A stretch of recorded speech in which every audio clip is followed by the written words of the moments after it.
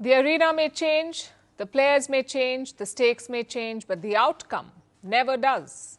When India and Pakistan face off, the result is certain. It is India that wins. And we saw that over the weekend. It was 2 days of heightened India-Pakistan tensions, first on the diplomatic stage at the United Nations General Assembly in New York, then on the sporting stage at the Asia Cup in the UAE. And both times, India secured the upper hand. We'll start with the diplomatic takedown. You may remember the Pakistan Prime Minister's address on Friday. It was as delusional as it gets.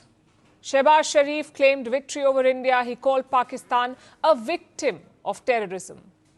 Hours later, India responded. Unlike Sharif, the Indian diplomat did not thump the table. She did not have to, because New Delhi relied on facts. On how Osama bin Laden was found in Pakistan, on how their military officers attended funerals for terrorists, and how their air bases were left smoldering. This assembly witnessed absurd theatrics in the morning from the Prime Minister of Pakistan, who once again glorified terrorism that is so central to their foreign policy. However, no degree of drama and no level of lies. A country long steeped in the tradition of deploying and exporting terrorism has no shame in advancing the most ludicrous narratives to that end. Let us recall that it sheltered Osama bin Laden for a decade, even while pretending to partner in the war against terrorism. The Prime Minister of Pakistan also advanced a bizarre account of the recent conflict with India. If destroyed runways and burnt-out hangars look like victory, as the Prime Minister claimed, Pakistan is welcome to enjoy it. Less theatrics, more facts. That was India's strategy against Pakistan. But the takedown was not done yet, because on Saturday it was India's turn to address the General Assembly. Foreign Minister S. Jaishankar delivered India's address, and once again the difference was stark. Shehbaz Sharif dragged his bilateral grudges to the United Nations General Assembly. He named and complained against India, but Jaishankar did not. His speech focused more on India's worldview, on things like climate, energy, UN reforms. Basically, India spoke like a world power. Pakistan spoke like an obsessed, toxic neighbor. Even when Jaishankar spoke about terrorism, he did not name Pakistan, but he made sure that his message was clear, that terror would not be tolerated. India has confronted this challenge since independence, having a neighbor that is an epicenter of global terrorism. For decades now, major international terrorist attacks are traced back to that one country. UN's designated lists of terrorists are replete with its nationals.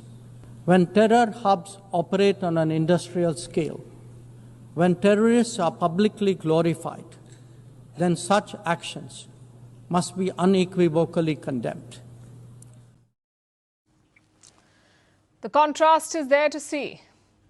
On Friday, Sharif spoke about Kashmir. He talked about so-called Indian atrocities there. Maybe that's what Sharif calls elections and investments, atrocities. Meanwhile, look at the scenes in POK, that is Pakistan-occupied Kashmir, the portion of Kashmir that is illegally held by Pakistan. Look at the situation there. Tens of thousands have hit the streets in protest. They have shut down shops and roads. Do you know why? For the most basic of things. The people in Pakistan-occupied Kashmir cannot afford electricity or flour. They're seeking subsidies on both. Other complaints include resource theft. Basically, POK's resources are being drained to enrich Islamabad, yet Shehbaz Sharif has the audacity to complain about India. Like I said, totally delusional. But there's a saving grace. All this humiliation was happening at the UNGA, so chances are Pakistanis were not tuning in to watch. IMF or World Bank, different story, but UNGA, maybe not the same level of interest. However, the same cannot be said of what happened on Sunday. That's when the Asia Cup final happened. India took on Pakistan in Dubai. The men in blue had beaten Pakistan twice in this tournament. So the final was the third encounter, and this one was a lot closer. Pakistan batted first. They posted 146 runs on the board. In reply, India started off badly. We lost 3 wickets inside 4 overs, but then came a massive recovery. It was led by Tilak Verma, who scored 69 runs. If you saw the match, you know how tense it was. It's hard to beat that sort of drama.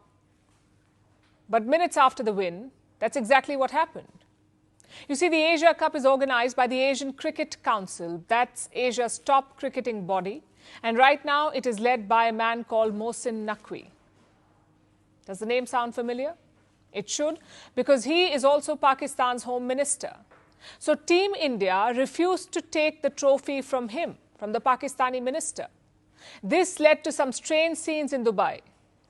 When the confetti went off, India celebrated without a trophy. Some players posted pictures later on social media. Since they did not have the trophy, they used emojis instead. I know what you're wondering. Where did the trophy go?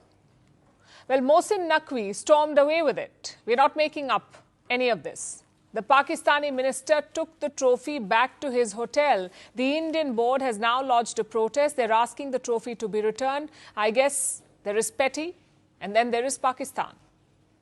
The fact is, we need to get that trophy ASAP. If not, Pakistan will start saying that they won the cup.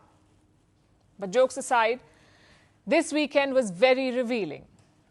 It confirmed 2 major truths. One, the gulf between India and Pakistan, whether in diplomacy or in cricket, we are not peers anymore. The emotion may give that impression, but the reality shows this. India is far, far ahead. And number 2, our strategies are different too. At the UNGA, Shehbaz Sharif resorted to theatrics. He thumped the table and spread falsehoods. But India remained poised and firm. At the Asia Cup, same story. Pakistani players mimicked falling jets and hurled abuses, but India, we registered our protest with poise. We informed in advance that we would not shake hands after the match. Frankly, Prime Minister Modi summed it up best. He posted this message after India's win yesterday. Operation Sindoor on the field. Outcome is the same. India wins.